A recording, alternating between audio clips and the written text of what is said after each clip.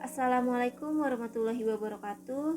Saya Gita Yulestari dari Fakultas Ekonomi dan Bisnis, Program Studi Manajemen Universitas Mercu Buana. Pada video kali ini saya akan membahas proposal bisnis saya, yakni bubur milenial. Sensasi baru makan bubur ala milenial. Oke, langsung ke slide kedua. Saya akan menjelaskan 3 poin, yaitu kebutuhan pasar, contoh kasusnya, dan solusi yang sudah ada. Di poin kebutuhan pasar ini saya menjawab penikmat bubur ketan hitam. Yang kedua ada gaya hidup konsumtif pada kalangan milenial, dan yang ketiga kebutuhan work-life balance generasi milenial. Contoh kasusnya seperti di sini saya menceritakan bubur ketan hitam adalah makanan yang tak lekang oleh waktu. Makanan ini turun-temurun dan dinikmati dari generasi ke generasi. Dari hal tersebut kita dapat menyimpulkan bahwa penikmat bubur ketan hitam ini dapat menjadi pasar yang potensial. Karena keberadaan bubur ketan hitam ini dari generasi ke generasi itu selalu ada. Lalu yang kedua, gaya hidup konsumtif pada kalangan milenial. Dilansir dari cnnindonesia.com, budaya digital dan penggunaan internet telah membuat generasi milenial sangat konsumtif. Jadi biasanya mereka itu cenderung membeli apa yang sedang viral, membeli apa yang bisa dijadikan konten, membeli apa yang bisa membuat mereka terlihat hits, terlihat tidak tertinggal gitu. Nah, ini juga bisa jadi peluang pasar untuk kita gitu, dengan memunculkan produk yang baru, unik, yang segar, dan bisa jadi produk ini dengan strategi yang bagus gitu kan akan meledak di pasar. Kemudian kita juga melakukan promosinya via internet. Bisa jadi produk yang hits dan akhirnya ya dicari gitu, jadi gaya hidup konsumtif ini juga.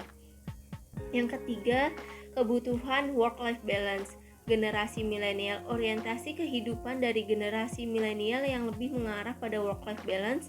Orientasi ini membuat generasi milenial lebih mengejar solidaritas serta kebahagiaan bersama ketimbang harta semata, yang menyebabkan kebutuhan coffee shop meningkat.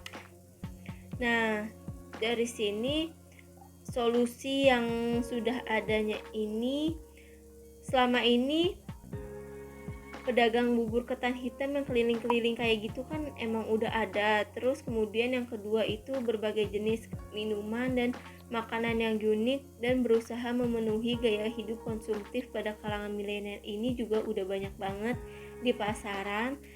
Terus kemudian ada berbagai kafe yang akhir-akhir ini menjamur di Indonesia juga kan ada seperti itu. Kemudian di slide berikutnya kita disuruh menjelaskan 2 poin. Yang pertama, solusi yang ditawarkan dari produk kita.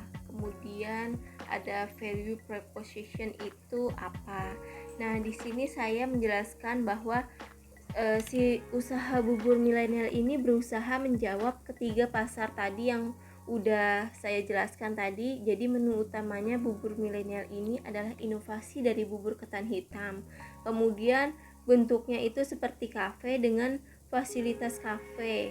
Bagian value proposition-nya, bubur milenial terdiri dari bahan utama ketan hitam yang disajikan dengan berbagai macam pilihan topping dan es krim dalam satu mangkuk. Perpaduan rasa yang familiar yaitu ketan hitam dengan es krim dan berbagai pilihan topping yaitu Oreo, Fruit Loops, biskuit, Marie Regal, cookies, dan buah-buahan menghadirkan sensasi rasa baru yang menakjubkan.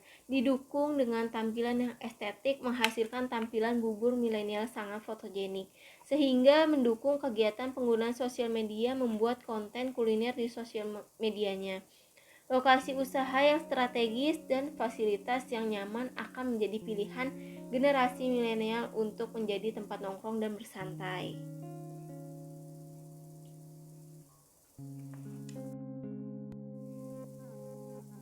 Lalu di slide berikutnya ada 4 poin yaitu input, proses, output, dan outcome.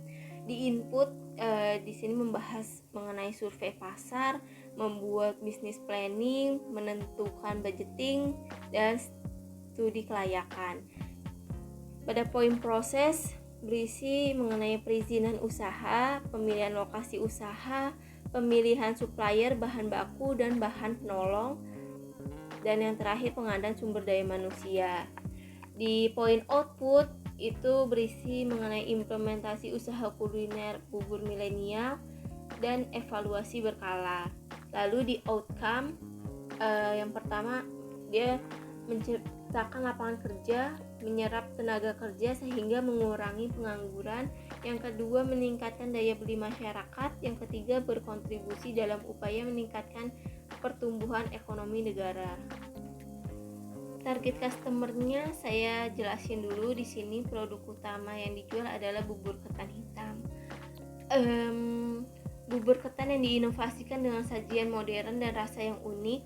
Produk ini diberi nilai tambah dengan memberikan fasilitas ala kafe yang nyaman seperti alunan musik yang up to date, free wifi, stop kontak, berbagai permainan seperti Uno, Monopoly, dan ular tangga.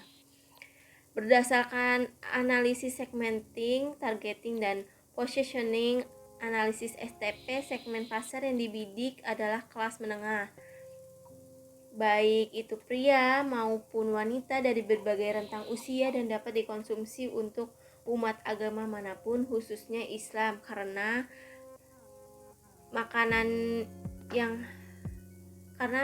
yang kami buat halal. Lalu target pasarnya di sini generasi milenial dan generasi Z yang memiliki gaya hidup konsumtif. Generasi ini umumnya sudah bekerja dan menghasilkan pendapatan sehingga membutuhkan work-life balance. Hadirnya bubur milenial ini dapat menjawab kebutuhan mereka. Positioning. Keunggulan bubur milenial adalah harga bersaing dengan fasilitas yang menunjang untuk bersantai dan berkumpul bersama teman. Kami berusaha menempatkan posisi bubur milenial sebagai pilihan utama bagi generasi milenial dan generasi Z di Tangerang, khususnya Ciledug dan sekitarnya.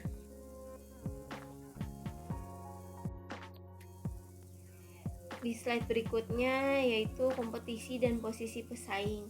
Ancaman bagi usaha ini adalah banyaknya pesaing. Seperti yang kita ketahui bahwa usaha kafe kian menjamur di Indonesia, terlebih di kota besar seperti Tangerang. Kami berusaha memenangkan persaingan dengan menerapkan diferensiasi produk, yaitu keunikan menu utama, memberikan harga bersaing disertai pelayanan dan fasilitas yang baik sehingga pelanggan merasa puas dan kemungkinan akan melakukan pembelian ulang. Dari kepuasan ini pula akan muncul loyalitas seperti bersedia memberikan rekomendasi produk kita pada orang lain.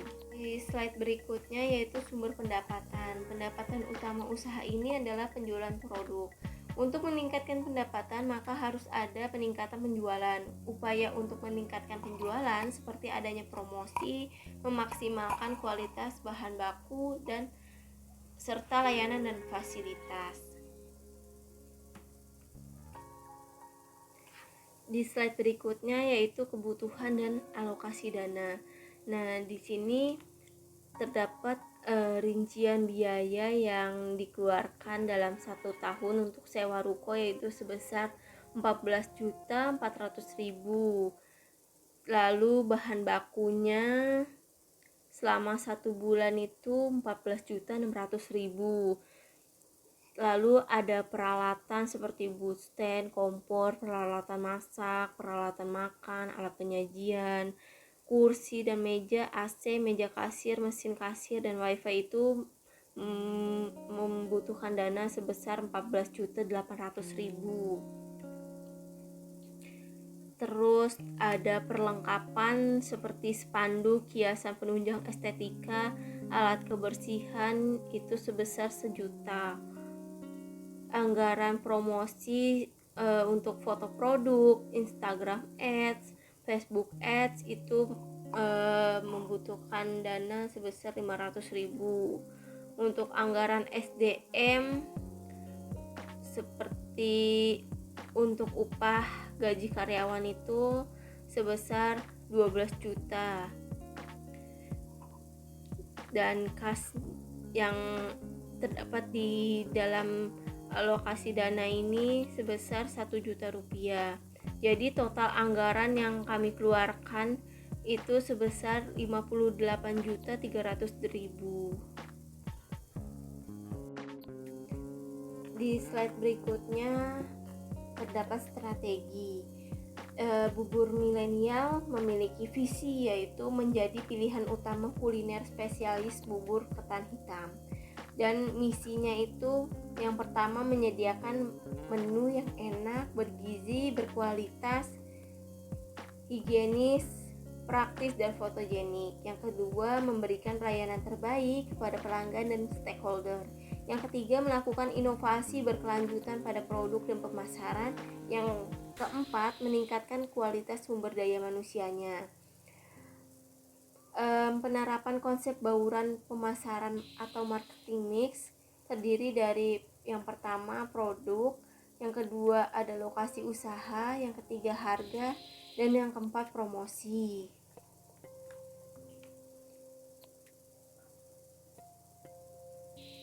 Nah, ini juga kan termasuk ke dalam promosi juga.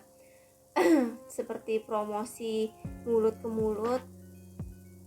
Seperti pada saat ini banyak orang kan yang punya internet, punya sosmed juga, dia upload juga kalau orang ini loh saya habis makan di sini rasanya enak, cobain deh. Itu juga kan jadi review baik dari si pelanggan. Jadi hal positif juga untuk kita gitu. Di slide berikutnya terdapat proyeksi keuangan. Target penjualan per hari itu 100 porsi. Rata-rata harga per porsinya 20.000. Jadi omset per harinya itu 20.000 dikalikan 100. Totalnya 2 juta rupiah. Jadi total omset per bulannya ini 2 juta dikalikan 30 hari sama dengan 60 juta. Nah, itu baru laba kotornya saja 60 juta. Belum biaya sewanya sebesar 1.200.000, bahan bakunya 14.600.000, gaji pekerjanya 12 juta, beban rumah tangga 100.000, beban penyusutan 200.000, biaya promosi 500.000, jadi total 28.600.000. Jadi laba bersih yang didapatkan 31.400.000. Terima kasih atas perhatiannya, kurang lebihnya mohon maaf. Wassalamualaikum